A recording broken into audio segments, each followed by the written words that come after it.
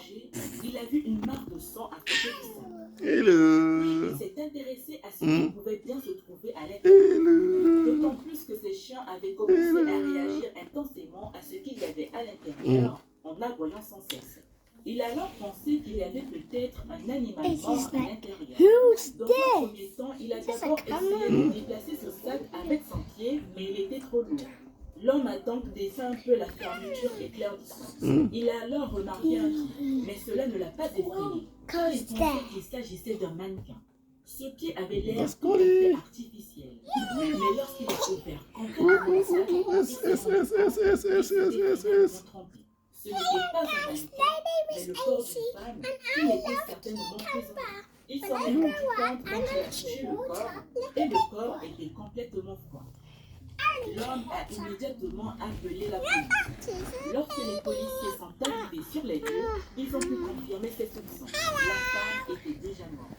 Les policiers ne savaient pas qui était cette femme, car aucun document permettant de confirmer son identité n'a été trouvé sur lui. Pendant que les policiers s'occupaient de la mise en sécurité du corps, l'homme qui avait trouvé le corps de la femme voulait ramener ses chiens à la maison. Il savait qu'il devrait se rendre au poste de police pour faire une déclaration, mais ne voulait pas aller à la police avec ses chiens.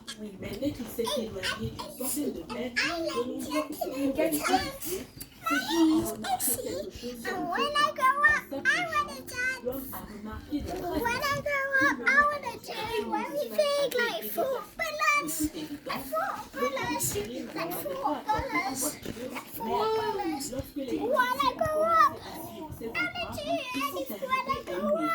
situé à un peu plus d'1 kilomètre de l'endroit où le corps de la femme a été trouvé.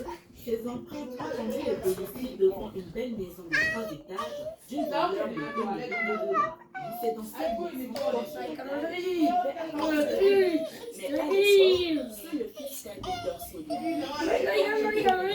était présent à la maison. Léo a été surpris par la visite des policiers.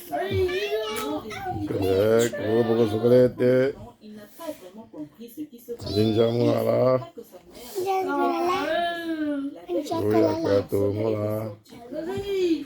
et quand elle était rentrée, le garçon dormait déjà.